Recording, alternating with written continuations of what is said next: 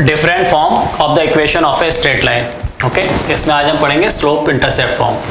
अब क्या होता है स्लोप इंटरसेप्ट फॉर्म? देखो, हम जनरली स्लोप को किससे रिप्रेजेंट करते हैं? एम से, है ना। स्लोप को हम एम से रिप्रेजेंट करते हैं और इंटरसेप्ट ऑन वाई एक्सिस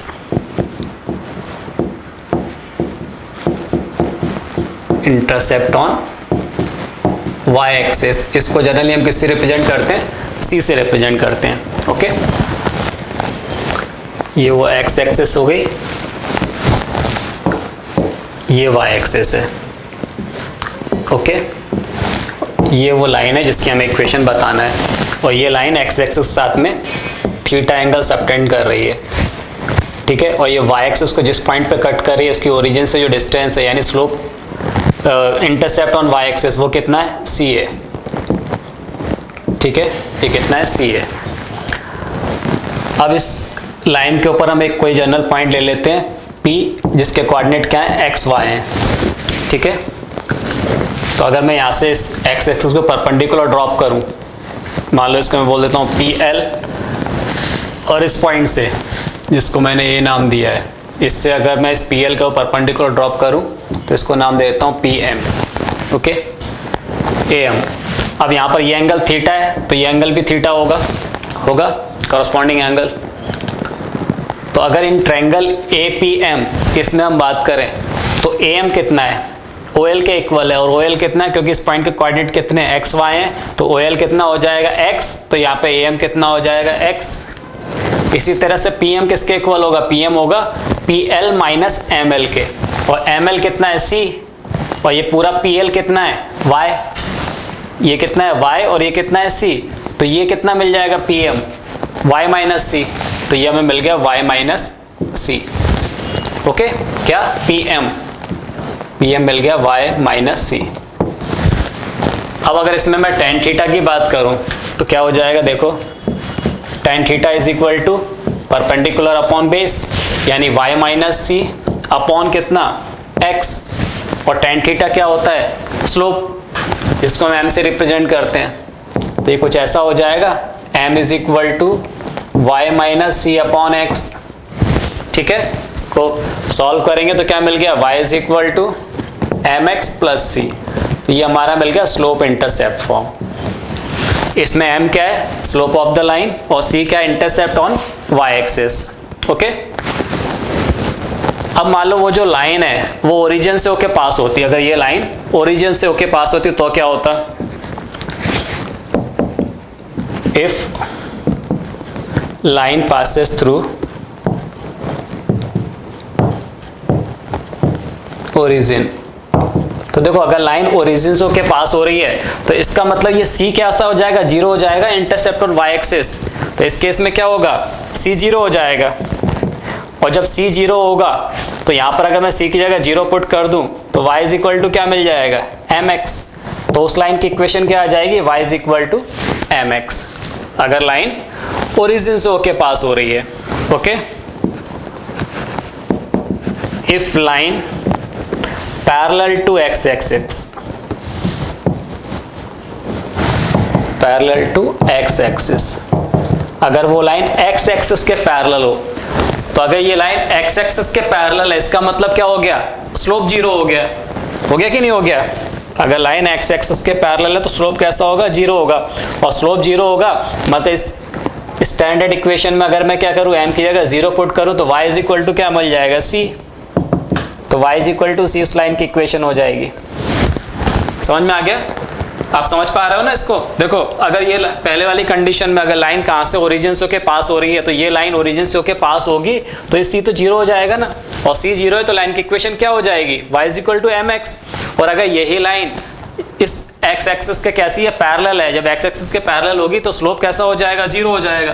और जब स्लोप जीरो हो जाएगा यानी y is equal to c, y is equal to constant. और हमें पता है कि अगर कोई line parallel to x axis होती है तो उसका इक्वेशन क्या होती है? y is equal to constant. तो वही मिलेगा हमें, y is equal to c।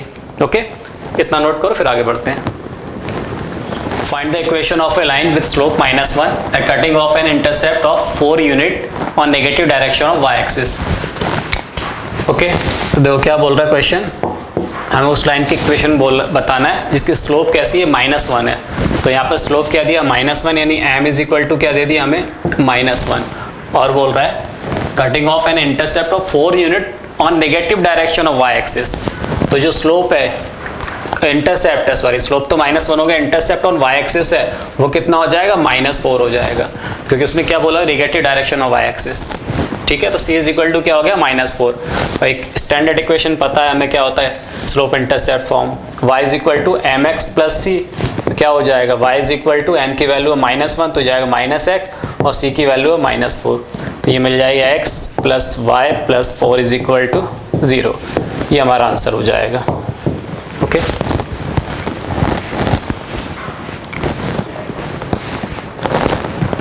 find the equation of a straight line which cuts off an intercept of 5 unit on negative direction of y axis and makes an angle of 120 degree with the positive direction of x axis। देखो यहाँ पर क्या क्या given है, हमें जो slope दिया हुआ है वो क्या होता है, m is equal to tan theta होता है। ठीक है, तो यहाँ पर क्या दे दिया m, क्योंकि एंगल कितना दे दिया, positive direction of x axis के साथ में 120 डिग्री, तो ये हो जाएगा tan ऑफ 120 डिग्री। तो tan 120 डिग्री कितना हो जाएगा, इसको हम अगर वैल्यू आपको याद नहीं तो इसको आप ऐसा लिख सकते हो 180 माइनस 60, और tan 180 माइनस 60 क्या होता है, tan 180 माइनस थीटा क्या होता है, माइनस tan थीटा, तो जाएगा माइनस ऑफ tan 60 डिग्री, और tan 60 कितना होता है, √3, तो ये हो जाएगा माइनस ऑफ √3। ओके, उसके बाद हमें यहाँ पर देखो c कितना दिया है, वो बोला हुआ है कि cuts off an intercept of 5 unit on negative direction of y axis, तो c कितना दे दिया हमें, -5। ठीक है, और स्टैंडर्ड इक्वेशन क्या होती है, y is equal to mx plus c, value put कर दो, तो y is equal to m कितना आ गया, -√3, तो ये आ गया माइनस ऑफ √3x, और c कितना है, -5, तो ट्रांसफर कर दो तो कितना हो जाएगा, ये √3x plus y plus 5 is equal to 0। ये आंसर हो जाएगा।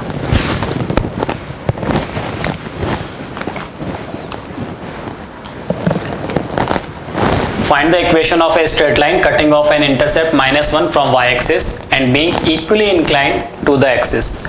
अब देखो इस क्वेश्चन में क्या बोला हुआ है कि हमें इंटरसेप्ट क्या दे दिया है, -1, और बोला है कि वो लाइन कैसी, इक्वली इंक्लाइंड है एक्सिस के साथ में।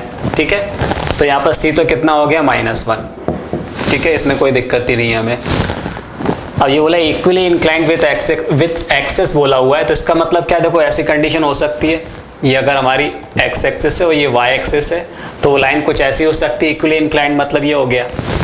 ठीक है, कोई जरूरी नहीं कि ओरिजिन से जाए, लेकिन हाँ वो इक्वली इंक्लाइंड है, मतलब इस केस में क्या हो सकता है, ये एंगल कैसा होगा, 45 डिग्री होगा, है ना, ये दोनों एक्सिस के साथ में इक्वली इंक्लाइंड है।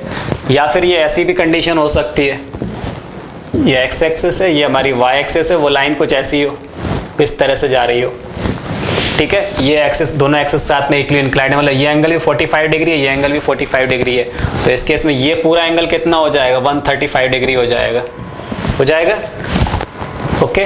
तो यहाँ पर थीटा कितना है, थीटा इज इक्वल टू यहाँ पर 45 डिग्री मिल रहा है, और यहाँ थीटा इज इक्वल टू कितना मिल जा रहा है हमें, 135 डिग्री। तो इस केस में tan थीटा क्या होगा, slope, tan theta is equal to कितना हो गया, tan 45 डिग्री, और tan 45 कितना होता है, 1, तो tan theta is equal to कितना हो गया, 1, तो m इज इक्वल टू कितना मिल गया, 1। यहाँ पर क्या हो जाएगा, tan theta is equal to कितना, 135 डिग्री, tan 135 डिग्री। ओके, तो tan theta is equal to कितना आ गया, tan 135 कितना होता है, -1, तो यहाँ पर स्लोप कितना मिल गया हमें, -1। ओके, तो y इज इक्वल टू क्या, स्टैंडर्ड इक्वेशन क्या है, y is equal to mx plus c, तो n की वैल्यू में +-1 मिल जा रही है, तो एक बार +1 ले लेते हैं, एक बार -1 ले लेते हैं। तो यहाँ पर क्या ले रहे हैं हम, c is equal to -1 and m is equal to +1, तो क्या हो जाएगा, ये y is equal to x, और ये c की अगर -1 रखेंगे तो -1, तो ये इक्वेशन क्या ऐसी आ जाएगी, y is equal to x -1, या फिर बोल सकते क्या कि x minus y is equal to x minus y -1 is equal to 0, ऐसा ही बोल सकते हैं इसको, x minus y -1 is equal to 0, एक इक्वेशन ये आ गई। या फिर क्या हो सकता है कि c कितना, -1 एंड m कितना लें, वो भी -1, तो इक्वेशन क्या आ जाएगी, y is equal to -x -1, इसका मतलब x plus y plus 1 is equal to 0। ठीक है, तो यहाँ पर दो इक्वेशन मिलेगी, x minus y minus 1 is equal to 0, या फिर x plus y plus 1 is equal to 0। Find the equation of a straight line which makes an angle of tan inverse root 2 with the x axis and cut off an intercept of -3/√2 with the y axis। अब यहाँ पर देखो आप ध्यान से, तो जो angle दिया हुआ है ना, क्या ध्यान रखना है कि जो एंगल दिया है वो हमें कितना दे दिया, tan inverse √2। ये किसके साथ में एंगल दिया है, positive direction of x axis के साथ में। ठीक है, तो जब theta is equal to tan inverse √2 है, तो यहाँ से tan थीटा कितना हो जाएगा, यहाँ से tan theta is equal to मिल जाएगा √2, और ये क्या होता है, स्लोप। तो यानी हमें डायरेक्ट स्लोप क्या दे दिया है, √2 दे दिया है। ठीक है, और c कितना दिया हुआ है, तो वो हमें दिया हुआ -3/√2 इंटरसेप्ट ऑन y एक्सिस। तो y इज इक्वल टू क्या होता है, mx प्लस c, क्या हो जाएगा, y is equal to m की वैल्यू कितनी है, √2, ये आ गया √2x, और c की वैल्यू कितनी है, -3/√2। √2 का एज ए एलसीएम ले लेंगे, तो यहाँ आ जाएगा √2y इज इक्वल टू √2 कितना हो जाएगा, 2, ये हो गया 2x माइनस 3। ओके, तो इसको हम बोल सकते कितना, √2y minus 2x plus 3 is equal to 0। ये हमारी इक्वेशन हो जाएगी।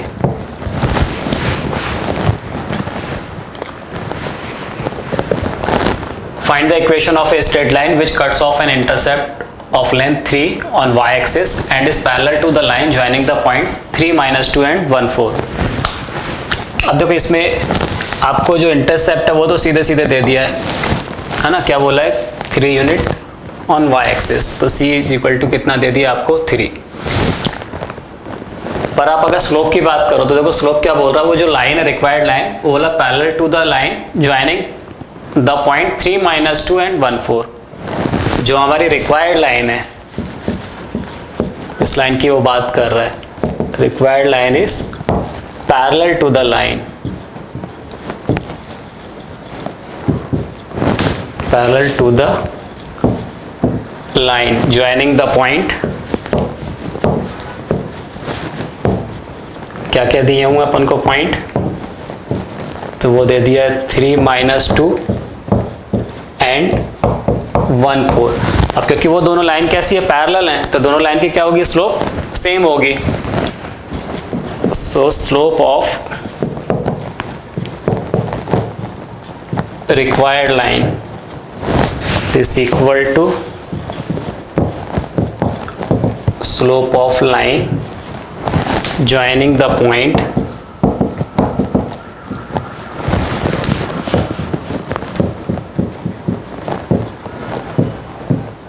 3, -2 एंड 1, 4। ओके, तो उन दोनों लाइन की स्लोप कैसी होगी, सेम होगी, क्योंकि दोनों लाइन पैरेलल है। तो कितनी हो जाएगी इसकी स्लोप, इसको हम m से रिप्रेजेंट कर रहे हैं, और ये हमें पता ही है अगर 2 पॉइंट गिवन हो तो स्लोप कैसे निकालते हैं, y2 - y1 upon x2 - x1। तो क्या हो जाएगा, 4 -2 तो +2 हो जाएगा अपॉन 1 - 3, तो कितना आ गया, 6 अपॉन -2 यानी -3। स्लोप क्या मिल गई हमें, -3। ठीक है, तो इक्वेशन क्या हो जाएगी, तो इक्वेशन हो जाएगी y is equal to mx plus c, ये स्टैंडर्ड इक्वेशन होती है। तो क्या हो गया, y is equal to m की वैल्यू कितनी मिल गई, -3, और c कितना है, 3। ओके, तो क्या इक्वेशन हो गई, y plus 3x - 3 is equal to 0।